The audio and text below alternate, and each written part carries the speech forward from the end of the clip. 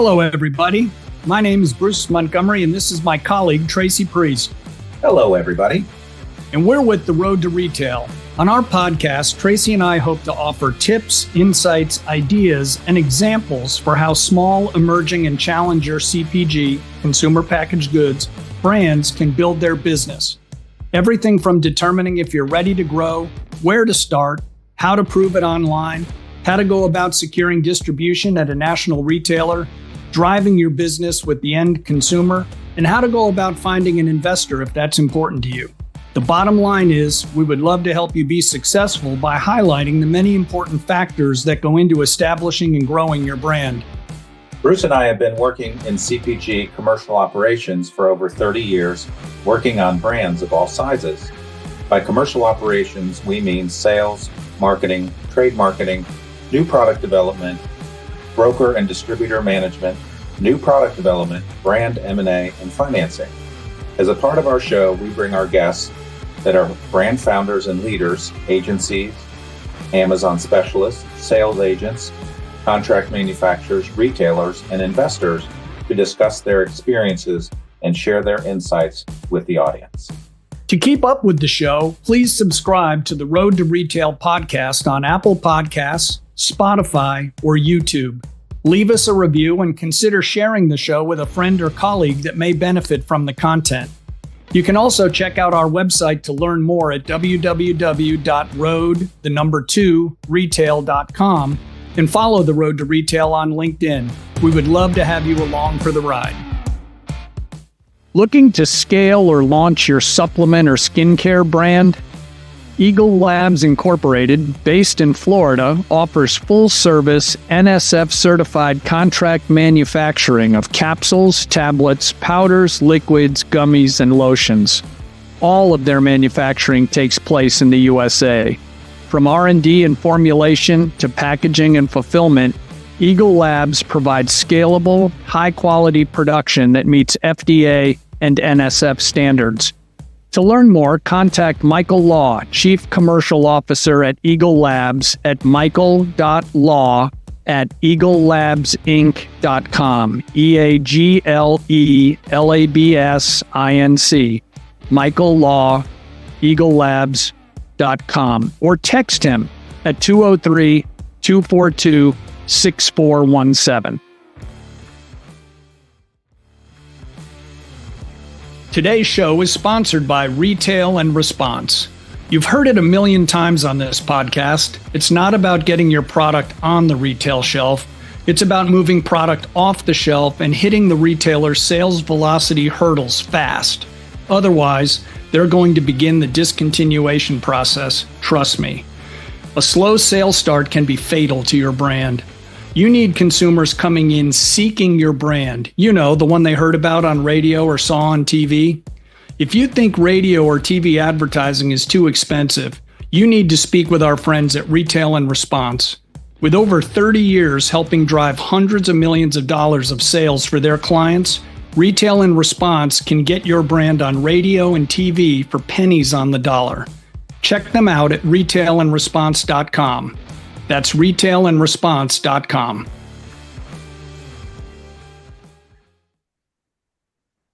Hello, everybody, and welcome to our most recent episode of Road to Retail, where we invite and talk to our friends and colleagues within the CPG industry.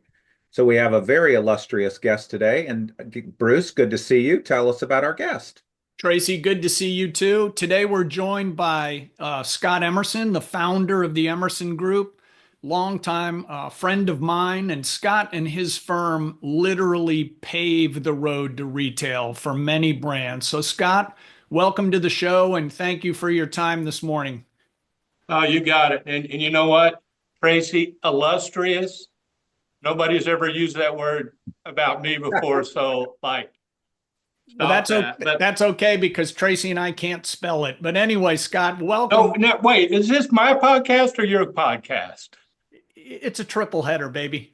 All right. Look, congratulations to you guys for your 100th podcast. And I've known these folks for years and are just great friends of mine. And letting everybody know My goal today is to be the not the worst rated podcast. Okay, out of the 100, I'll be like number 99. And also, this is my first podcast and probably my last. We'll see about that. But thank you again. So, Scott, as we jump into the discussion, why don't you just take a moment for the folks that aren't aware of your firm? Talk about how you came to found the Emerson Group and exactly what you guys do as a consumer products equity organization. All right. So our company is 31 years old. I grew up in this industry working for Johnson & Johnson and Unilever. And and by the way,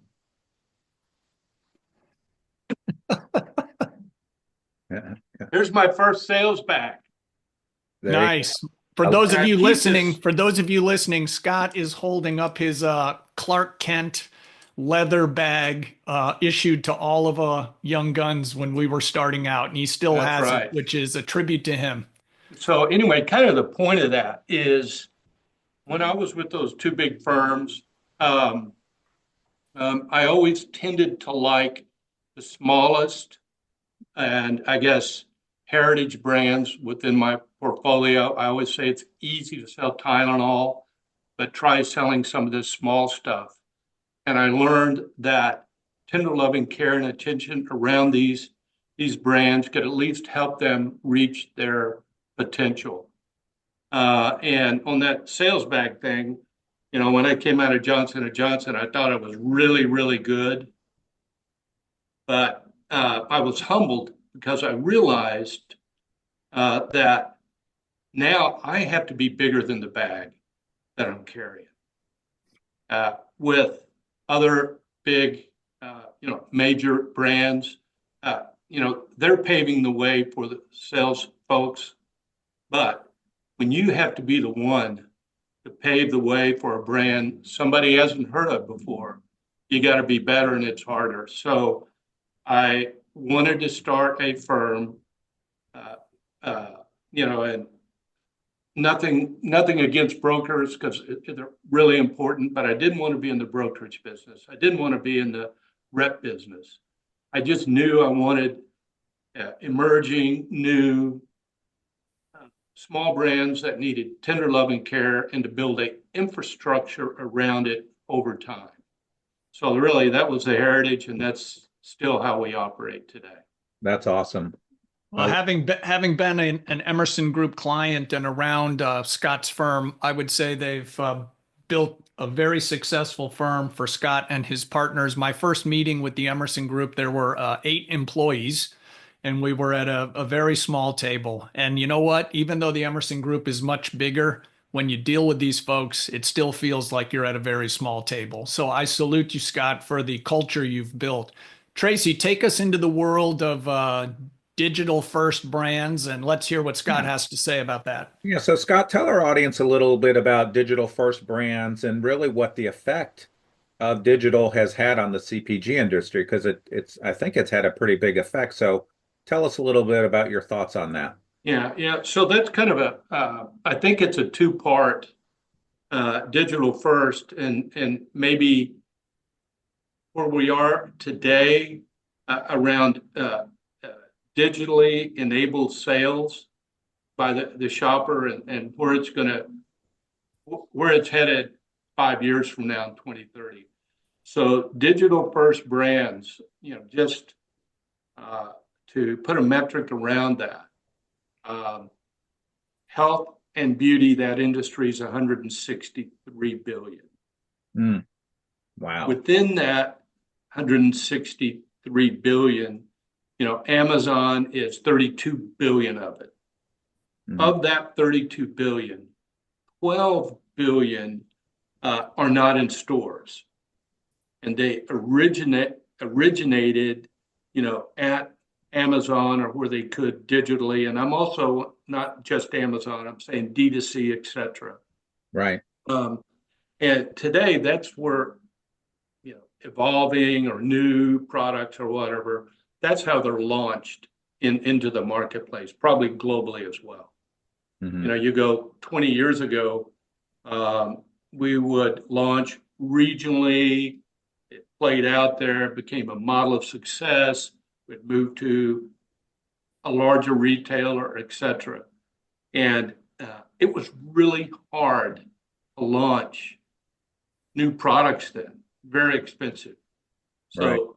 So digital first today, it's low risk, it's inexpensive, and you know, there are so many innovators and founders out there who built brands digitally. And here's how I reference to that is these folks, you know, they're sitting in their pajamas all day long, staring at the computer. You know, it's like they have a big day. They get uh, 12 reviews and they answer 12, and that was a good day's work. But I tell you, it has brought us to a new world today. And anyway, so there's digital today. I hope I answered your question. You did very well. Here's how I think about uh, uh, digital in 2030. And let me give you a metric or data around where it's actually at today. In that $163 billion space, 33% of it, 1/3, is purchased on a website. And when you think about pickup and delivery, that's 11% of our industry is pickup and delivery. And it's masked a little bit because it's coming through the store, but it's purchased on that Walmart or Target or Weiss Markets website. And so the importance of retail.com and thinking of 1/3 today, is it going to be 50% digital purchased in 5 years? Could be, it could be more. So, you know, it's a different world. And I'm going off here. It's a different world where we grew up carrying a sales bag, Right. calling on the stores. And we've entered into a era, or we're in it today, where that expertise is still valuable, but there's a whole other third or whole other half that is a different skill set. So within our company, we have not organization charts, but workflows and charts that's taken us out to 2030 and saying, okay, we have to have expertise here. Stores will never go away. So it's just a whole new mindset that our company is working on. And I believe it's probably no news, but the whole industry is working on that as well. That's great. So, Great so, insight. so Tracy, I Scott, think you're asking questions and I'm answering the question that. No, you're doing great, Scott. Doing great. Very insightful. hey, You're so Scott, based on what you just said about digital and the growth there, but stores will never go away. When you're working with a smaller brand that may have started DTC or on Amazon and they come to the Emerson Group for some counsel and they say, hey, we think we're ready to try brick and mortar. What kind of ideas or counsel or things do you look for to say, Bruce, you're not ready, or Bruce, you Well, got to fix these two things? you know, and let's say they have a little bit of business, you know, somewhere, maybe at a retailer, maybe with Amazon, you know, maybe D2C is what you said. And what are you learning from that experience? I'm going to give you a couple examples in a second. But if you're D2C or Amazon, you know, if you moved 9 units last week and this week you're moving 15, and the next week you're moving 20, and you're building. And by looking at reviews, et cetera, you're finding out what part of your proposition is working and what part isn't.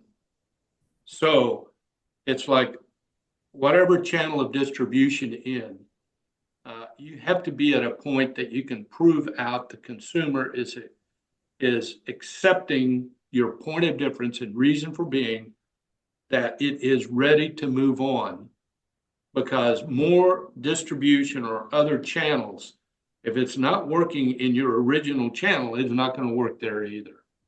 So that's what we kind of look at. And I don't know if this is a good example or a bad example, but we have two brand new brands we're working on right now, and started both at zero. And one of them has the best science in the world, and it's unique point of difference reason for being in acne and hair growth. And we've invested and spent all this money to build out the packaging and the story and a little bit of marketing, etc. And we've been on Amazon in front of the consumer and on our website for like over a year. And, 25 units a week, that's a big week. The consumer is kind of rejecting the proposition. There's competitors out there that are just, they're big categories, are beating us to the punch. And anyway, we need to regroup and reassess bringing those products those two to market. Then we have this other product, and we went kind of the old-fashioned way. It's in a category that we're not in. It's grocery, and literally we went in front of the buyer. We went to Walmart first because that's a meeting we had. Put it in front of them, and it's like, wow, we don't have anything like that. The price is right. They put it in the store and the consumer bought it, and we didn't do anything. We did not have the right to win. It's a $30 million brand and growing way double digits, and it'll be 100 million. So you just never know how the proposition is going to resonate with the shopper. Mm-hmm. So that was kind of probably answered another question you didn't ask. No, well, that's great. I mean, this is a discussion. So, Scott, one of the other things you've mentioned in the past, can you just talk to the group about the importance of packaging and the role that may play to getting off to a slow start, whether it's not impactful or descriptive? I've sat on the other side of the desk from marketers for like 50 years, and their sales or marketing, they think it's beautiful, and I just chime in with my own opinion. Packaging is everything. Communication is everything. Right. And no matter how smart you think you are, it's, what does a product do? What is its reason for being? Is it attractive? Does it gain attention? And it is the most important thing. And, it's almost kind of like this qualitative and quantitative research that, all the things we've seen, 85% are always top two box, 90% of them fail. And, and the best packagers on earth spending, $1 million or 10,000, it's just really an art and a science. Heck, I don't know how to answer. No, that's good. The whole thing is the consumer wins. You line up the packaging and set in a mall, and you're going to have your answer by the end of the day. You're exactly right, because Tracy and I have run into small brands where the packaging worked great at like the local farmer's market because people would pick it up and look at it for 5 minutes, whereas in the store or in a digital universe where the endless shelf has 14 boxes, no one wants to read something that's hard to read. Tracy, why don't we talk to Scott about sales representation? Absolutely. He seems to know a little bit about it. Just a titch, but one thing I did want to chime in, Scott, that you mentioned several times is having a reason for being and differentiation. And we talk about that a lot on our podcast. And so I just love the fact that in several of your insights, you mentioned that. So you're spot on, and thank you for reassuring us that that's what we kind of preach to our small emerging brand audience. So let's talk about sales and sales help. So what are the pros and cons of a brand, trying to go it alone into retail? You have a lot of experience in that. So talk to us a little bit about brands who say, as Bruce says, fail for free. I can do this. I can call on these retailers. I know what I'm doing. Usually not the case. So talk to us a little bit about that. Okay, so that's interesting. That brings up a couple of things. And the Sure. second thing, let me tell you what merchants are doing today to find these emerging brands. But let me answer your question is sales representation, wherever it comes from, you want them to take you to that desk in an environment where the merchant is looking for a reason to buy or to act on your brand. And if your sales representation can't get you that meeting in that kind of environment, then you either don't have the right representation, but all we promise is that we'll get the brand in front of the right people at the right timing in an environment where they're looking for reasons to act versus going, I don't have a trust in this person, and trust is another huge. I mean, that's the number one, Absolutely. component that they have to have. And then it becomes, if it's right representation, it's a collaboration on the brand. If it's not, then then maybe you don't have the right folks. I don't know. That's kind of my answer to that. No, I think that's great, Scott, because we've interviewed a bunch of leading retailers, and they said, listen, unless you are a sales professional yourself, you're much better off finding people that know their way around our account. Accounts that you and I both know very well, as does Tracy, have said, you'd be surprised how many brands we've been willing to give a shot, and it ends up not even getting to the shelf because they can't get set up in the system. And so Yeah. that's quite interesting. All Yeah. right, Hey, Bruce, let me jump on that a little bit please. because it's you want folks, even if you're out there hiring a head of sales or regional salesperson or a representative group, they better know the path to that retailer or the path to the market, and they better have walked it. And administration is, that's like the digital shelf on digital. That has to be perfect. You do it perfect, you get no credit for it. You do it poorly, then it's a major negative.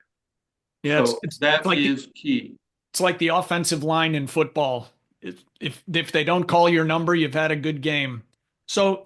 Hey, and real quick, let me go to, and today the smart merchants, they're doing their category reviews on Amazon. Pretty easy to get the metrics. Yeah. And if they see something that they really like that has a good proposition, there's your silent salesperson. When you're building out Amazon, you're also selling your brand to other merchants that want to expand out into stores. And anyway, I just wanted to touch on that because that's where they're doing their category reviews now. And then when they're finding it, then they're calling and saying, hey, and there's an entire ecosystem in the Minneapolis marketplace that is sourcing for merchants and finding out who the owner is and And so anyway, and we all know that, that white dog with the red eye circle is doing a great job at that. Yeah. Yes, they are. So I can go get my stuffed dog up there and bring it over here for you. Matter of fact, I see Dollar General up there, the stuffed dog, I only have a live Amazon dog. truck, Sam Walton's truck, So Rite Aid's picture, the joy of the hot dog. I want to ask everybody here, and I don't want to, so what is your hot dog?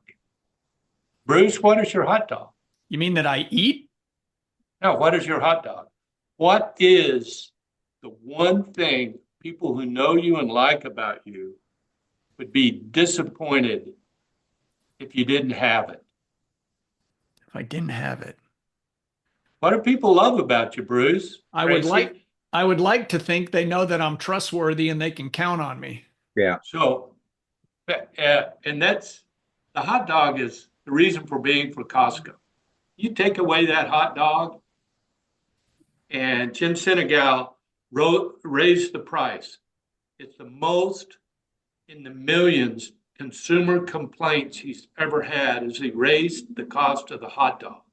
Oh my gosh. Well, Crazy. speaking of prices, I mean, you look at the Masters, they've had the same prices on their stuff at that golf course since like $1. 1950. Yeah. Is a pimento cheese sandwich at more than $1 now? No, I don't think so. I don't think they've changed the price. I went once, I ate one of those things, and that will be the only one I ever eat. That was not my cup of tea. So Scott, we're heading toward home plate here. So I'm getting bored with myself, so keep it going. Well, we're almost done. So keep the juice up. You're doing great. So what's the best early move you've seen an emerging brand make where you sit back now and you go, gosh, that was good? I may not be answering your question, but I can tell you.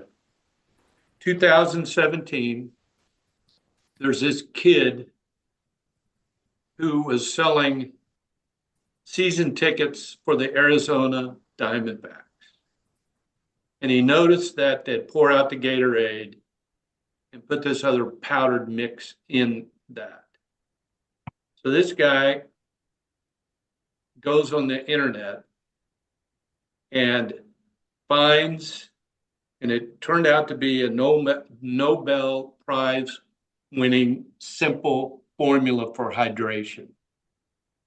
And I'm talking about the beginning of liquid IV. Right? Yeah. And this kid said, well, I don't know how to go to market, but he borrowed some money from his dad. I mean, this is like 90% true. And went out and utilized that formula,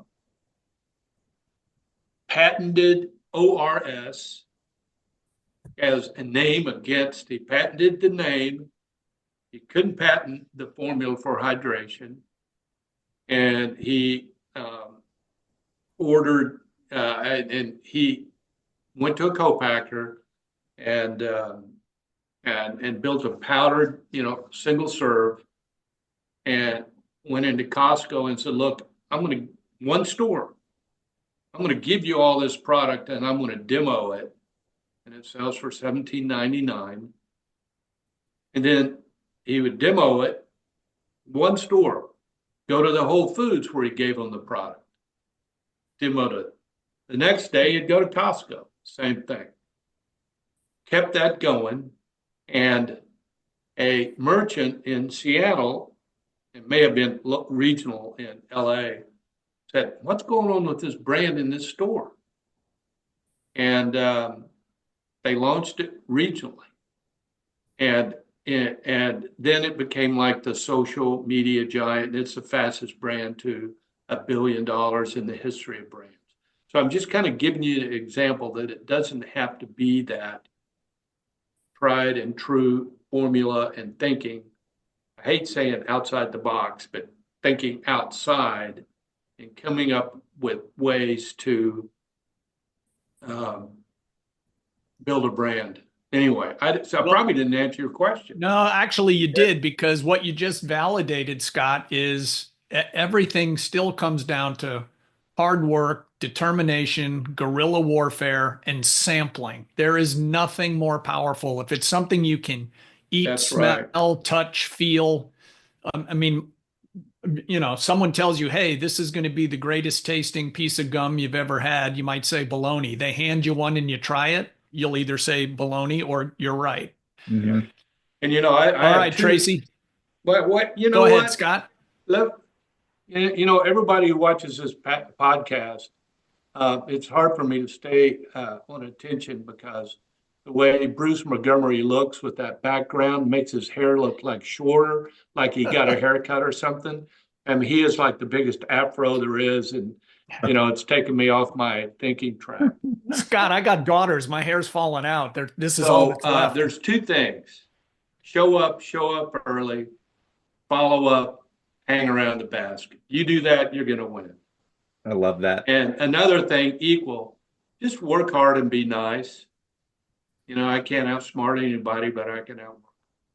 There you go. I love it. So, Scott, tell us about who has had the greatest impact or influence on your career and why. Oh man, person who's had the greatest impact on my company was my dad, Hmm. and he worked for one company his whole life. Never went to college. Um, was in the Navy at the end of World War II. Left, in the middle of high school, came back, barely finished high school. I barely finished high school. And he went to work for one company in the lowest level of administration that there could be, and moved, would keep getting promoted because he did the work. He did the work that nobody else wanted to do. And he did that his whole career. And at the end, he ended up working for Armand Hammer at Occidental Petroleum in the North Sea. And then, anyway, so following my dad's kind of ethics and footsteps and the way his company treated him, things like, now I'm going off on you, but No, this is great. specialized Christmas gift, every child in the company. We do that 31 years later. Mm. I think, I don't know, we give out hundreds a year, and it's for that kid. Internships. We do internships here for everybody in our company. And retirement. I think of our company as our shareholders are salaries, complete health care, and retirement. So I didn't do anything special here other than just follow what my dad's company did. And there's lots of individuals like Gary Downing, Moise Daya, David Pinto, Bob Quate, who've influenced me. And I'll tell everybody here who watches this, if you have like more than 10 people that watch this, Tracy and Bruce, let's see, is, any industry event, I'm not hanging around the young people, I'm hanging around the older people. They're the ones with all the experience. You're not going to learn anything from that kid. So that's what I do. And I just never quit learning. That's Sit great. in the front row, take good notes, take notes because can't remember anything anyways. Well, I think the person who thinks they know it all is the exact person I want to compete with, because now they're not moving, and sitting targets are easy to hit. All So right, you Scott, guys, I'm getting bored with myself. oh, this is the last Bruce, one, I can't Scott. look at your hair any longer. This is the last one, Scott. So a little bit of a fun question here. Who's your favorite band, brand, or football team, and why do you support them? Led Zeppelin, no All question. right. Oh my gosh, Super, Bruce's super person. simple. And I grew up loving the Cowboys, and I've been in Philadelphia 35 years, and I'm a super Eagle fan. Well, So You guys That's are all I winning. got. You guys are And winning some Super cheeseburgers. Bowl. That's my favorite thing is cheeseburgers. You're winning some Super Bowls there in Philly. Philly, and I highly endorse the Zeppelin. I'm a little more dubious on the Cowboys. So Scott, thanks so much for your time. How can people get in touch with you or learn more about the Emerson Group? Well, we have like a 10-year-old website, and you can email us there, Well, or that's good. As long as you have send me a note. if you have a 10-year-old contact us button, I'm sure it still works. Yeah, no, it's not really 10 years old. It's 5. No, no. Well, thank you so much. All right, Tracy, the big finish here so we can let Absolutely. Scott go. Scott, you were amazing. And I used the word when we started, illustrious. You did not disappoint. So thank you so much for joining us today. We really appreciate it. So audience, continue to look for our episodes. We post on Tuesdays on LinkedIn, Spotify, and Apple. And also follow us on our new website, www.roadtoretail.com. And we just really appreciate you, Scott. And I know that our audience is really going to enjoy this episode. So, You know what? I'm glad I did this because I can be illustrious. there you go. Well, you Because always that's are. what you said. And you know what? I'm retiring from podcasts right now. So thank You're you. first and last. Yeah, Thanks. Thank you again, Scott. Good luck out there, folks. Thank you you. bet.